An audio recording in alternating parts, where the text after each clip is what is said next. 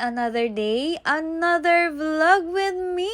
And here's to a day in the life of a 27-year-old content creator, affiliate, online seller, and a public school teacher. So for today's video, ay very excited ang person na ito dahil finally nakulayan ang aming drawing, Mimazar. So, meron na naman kayong makikilalang mga kaibigan ko na itong mga taong to kasi very medyo private ang kanilang buhay-buhay. And low-key ang mga taong ito, Mimazor. So, pero they are very masayang kasama tong mga tong Mimazor. Kaya super excited na ako na isama sila sa vlog na ito. And huwag na nating patagalin. Tara, sama kayo sa amin. Let's go!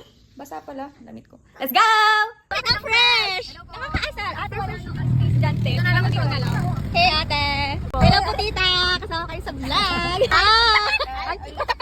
This is it! Let's go!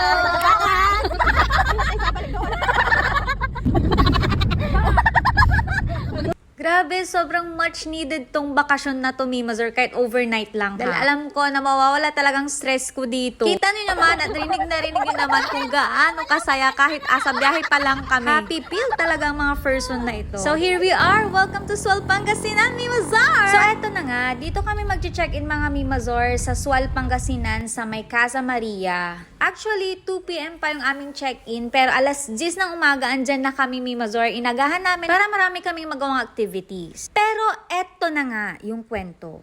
Hello mga mi! Andito na kami! Guys, wag naman kayo sa vlog. Grabe! Solong-solo!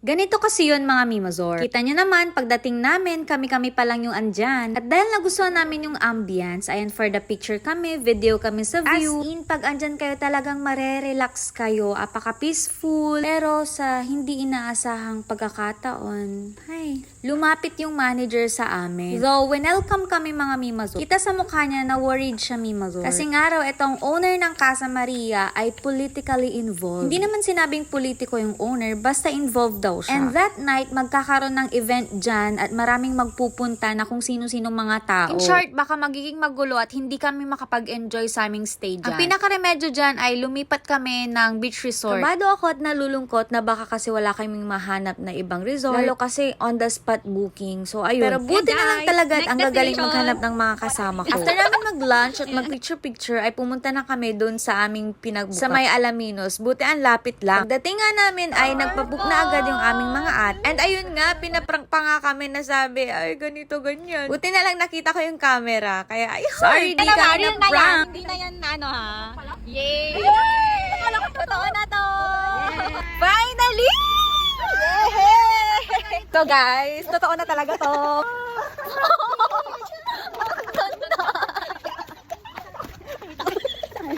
Uy, ang ganda! Wait lang! Gusto ba ito namin kayo? Wait lang.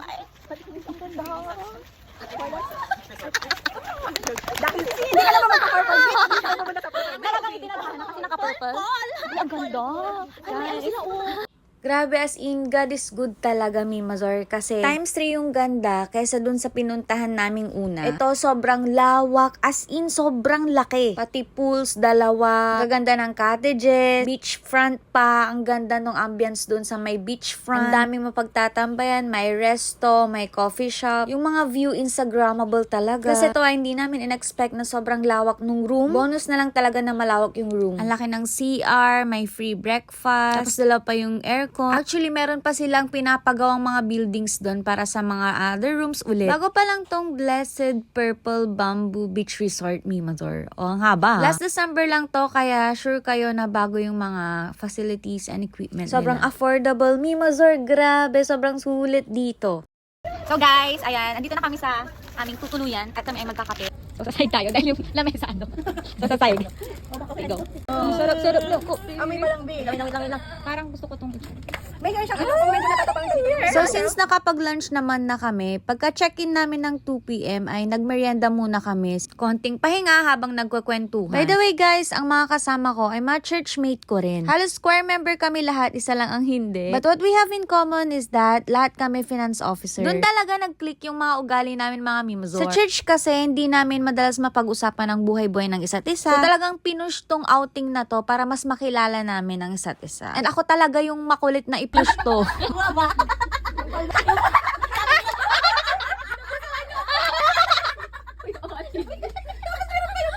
buong panahon ng stay namin, wala talagang dull moments. As in, hindi maubos-ubusan ng kwento. Sobrang saya. Ewan ko, pero itong mga taong to kasi, super palagay ako. Ang gagaan nila kasama, napakatotoong tao. Yung concern as in real na real. Bira kasi makahanap ng mga tao na may totoong malasakit at ituturing kang parang tunay na kapatid. And I found it with them. Sus, baka kinikilig ng mga to.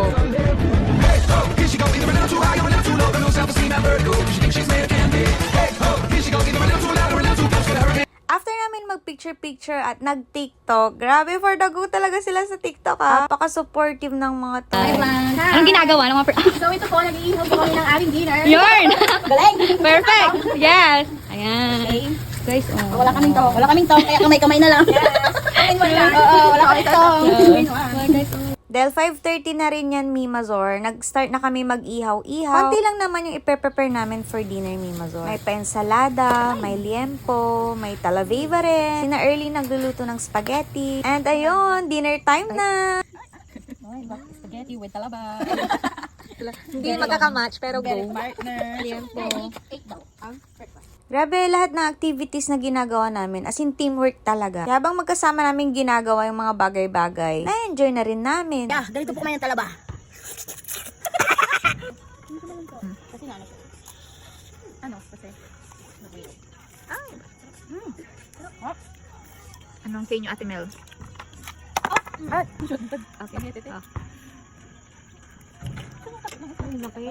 ay wala palang takip yan. May takip ba yan? Walang takip yan. Pero masarap. Malaki. Sarap. And dinner's done! Pagkatapos namin kumain mga Mimazor ay nagligpit na rin kami at bumalik sa aming room dahil magsiswimming na ang mga Eabab na ito!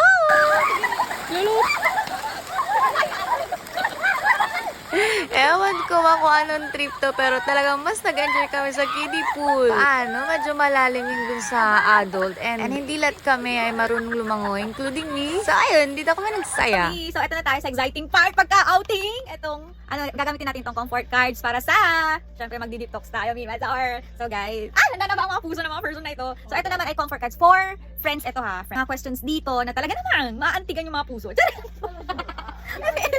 So, natin. Oh my God. The question is, what's something you're proud of na nagawa mo this year? Wah! Pasumaga ng mga bagay, V. So, gagawin na namin to. Tara, sama kayo! Go! Sobrang bigla mo agad. Ano ang pinakamabigat na bagay na tiniis mo mag-isa? Paano mo nalampasan? Diba? Wala bang tissue na ka-prepare? Kasi pag ano na pag-usapan natin dito labas na. Ay, okay. Dito lang.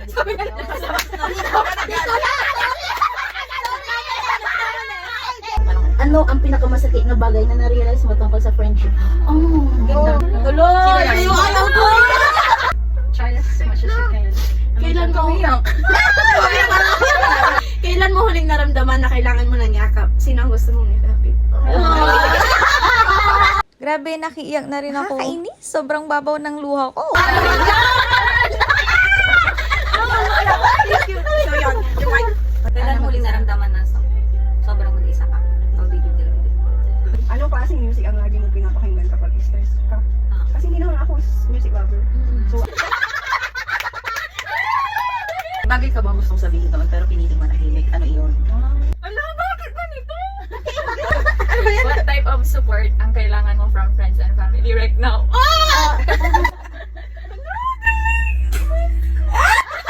Grabe, puso sa puso talaga yung pag-uusap namin. Sa sobrang seryoso namin mga Mimazor, umabot kami ng alas 3 ng umaga. Biruin, alas 10 kami nag-start, tapos alas 3 ng umaga natapos. Sabi ko nga, ito yung pinaka-purpose at pinaka-highlight sa mga outing. Kaya pag may mga ganitong outing kasama ang cousins o kaya mga friends, may paganito kasi ibang-iba talaga. Kasi outside here, hindi naman kami nakakapag-usap ng seryoso talaga. Way rin to para mas makilala namin ang isa't isa at mas maintindihan namin ang buhay ng bawat isa. Grabe, alam niyo yun, habang nagkukwentuhan kami, nai-inspire kami sa kanya-kanyang experience ng bawat isa. Ang daming learnings. At sa lahat ng mga naging karanasan namin, isang bagay lang kami nagtutugma. Yun ay sa bawat laban, sa bawat pagsubok, ay yung pagtitiwala sa magagawa ng Diyos. Good morning, Alaminos! Kahit nga puyat ang mga person, ang aga pa rin namin nagising like 5:30 or 6. Sarap sa feeling ng gano'n, no? Yung pagising mo, magkakape ka sa harap ng dagat. Syempre, for the picture muna kami while waiting na iserve ang breakfast namin. Anyway, breakfast is ready, kaya tara, kain po tayo. Mga Mga mi, alam nyo, kapag ka mag-overnight din kayo, maganda yung piliin nyo yung free breakfast na para kapag umaga, hindi kayo worried na gumising ng super duper aga, lalo kapag ka nagpuyat din kayo katulad namin. Mas convenient talaga na may free breakfast na. After namin kumain, bumalik na kami sa room at nagpahinga at nagkantahan ng mga first song. Si Ate Jing lang pala, charis. Baby, bitaw na something more than just friends.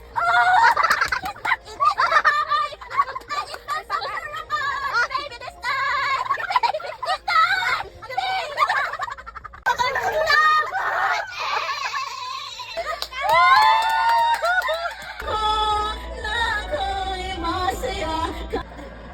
Buntes, dalawang tambay, tsaka mamamatay na raw to. Dahil ito, maganda lang.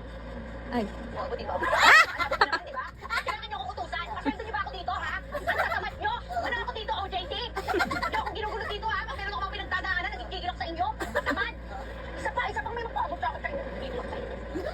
And syempre, nag-Netflix and chill din kami, Mazor. And nakakatawa nga tong si Alex eh. After nito ay nagbaba na rin kami ng mga gamit at nanalangin na bago bumiyahe ulit.